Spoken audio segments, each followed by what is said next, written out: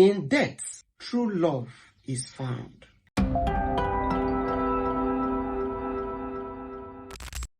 Dear friends, I welcome you to my YouTube channel, and I take this time out to thank all those who have been following us, who have been watching our videos, who have been dropping comments and sharing with friends. I thank you for all your support and encouragement. God bless you immensely. Our topic this week is, in death, true love is found. In death, true love is found. Several Bible passages have made it clear to us the importance of dying to self. Not the physical death, but the death that kills carnality, the death that kills selfishness, the death that kills envy, jealousy, hatred and anger, the death that kills inordinate attachment to material things, so that the life of God, which is the life of love, will arise in us.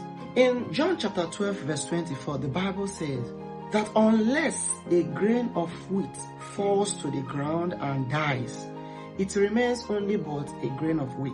But if it falls to the ground and dies, it produces much fruit. Again, in Matthew chapter 10 verse 39, Jesus said, whoever finds his own life will lose it. But whoever loses his own life for my sake, for the sake of Christ, will now find it. And St. Paul in his letter to Galatians chapter 5 verse 24 says that those who belong to Christ have crucified their flesh, giving up the passion of the flesh and the desires of the flesh. They crucify the flesh with its passion and desires. What do we learn from these passages? We learn that the body, the self, in its nature must die so that the life of God will arise in us. The life of God is the life of love. And it is this same love that brought Christ into the world for our sake.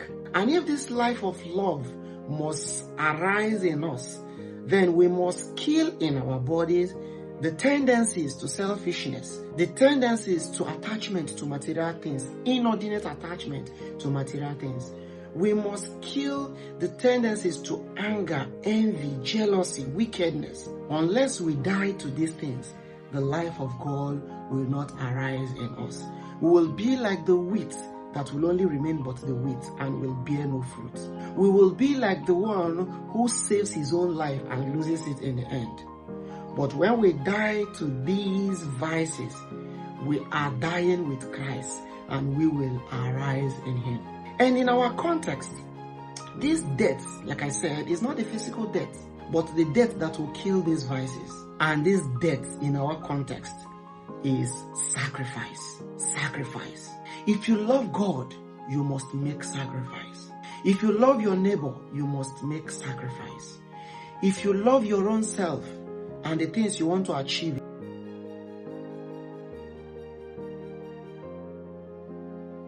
sacrifice simply means giving up something for the sake of something you value, you cherish, you desire. When you cherish God, you love God, you'll be ready to give up something. You'll be ready to give up even another valuable thing, something that is of value to you, for the sake of God. For the love he has for us, Jesus gave up his place in heaven to come and be in flesh like us so that he might save us. If you want to show your love for God, you must be ready to make sacrifices. And that is why Christ said, if you love me, keep my commandments. You're not going to show love to God by buying him cars, by building mansions for him. You're going to do that by keeping his commandment, and that is sacrifice. You sacrifice your carnality, you sacrifice your tendency to anger, you sacrifice your tendency to envy, to hate, to jealousy, and all that. You sacrifice your tendency to selfishness. If you love God, be ready to give up something for the sake of God. Be ready to make sacrifices. Sacrifice is giving up something valuable for the sake of another value that you are going after. In relation to your neighbor, whom you are also supposed to show love. Sacrifice means be considerate on how your action makes them feel. Do you pay attention to how your action makes the person next to you feel?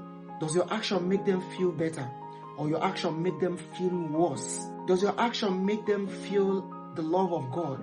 Or your action make them even lose faith in God? Are you ready to sacrifice your selfishness so that you can reach out to another person? Are you ready to sacrifice your comfort so that you can make another person comfortable? Words that are associated with sacrifice are inconvenience. Words like pain, words like constraints, words like discomfort. If you are ready to make sacrifice, be ready to go through pain. Check our parents, our fathers and mothers. They make enormous sacrifice because they love us, their children. Your father has 1 million naira. He could use it to fix his car. But he says, what's the point driving a car when I have to pay the school fees of my children? And he will sacrifice the comfort of going in the car and park the spoiled car and pay the children's school fees. There are some mothers, for the past 10-15 years, they have never bought new wrapper for themselves because they want to take care of their children. There are friends who give up their own joy and comfort just to put a smile in the face of another friend. So you, what sacrifice do you make for God? What sacrifice do you make for your neighbor, for your friends, for your partner, for your children? What pain do you gladly welcome because of these people? Sacrifice is the index with which we measure love. If whoever loves you doesn't make sacrifice for you, then it's not love. Jesus is our example.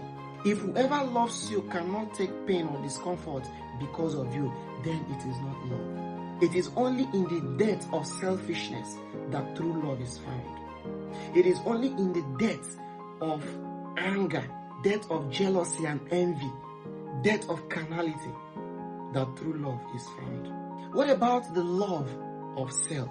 You love yourself, obviously. You want the best for you. You want to push your career. You want to push your business. You want to become the better version of you. Do you think that it will be possible without sacrifice? Something must die in you so that you may achieve it. And the danger here is, if you don't make sacrifice for what you love becomes the sacrifice. In other words, if you don't make sacrifice to nurture and keep that which you love, you are going to lose that which you love. And that's why I said that if you do not make sacrifice for what you love becomes the sacrifice. If you love your business, if you love your career, if you love your relationship with God, if you love your relationship with your neighbor, if you love whatever that is lovable and good, and you want to keep those things, you must make sacrifice. And that is the depth we are talking about. It is only in depth that true love is found.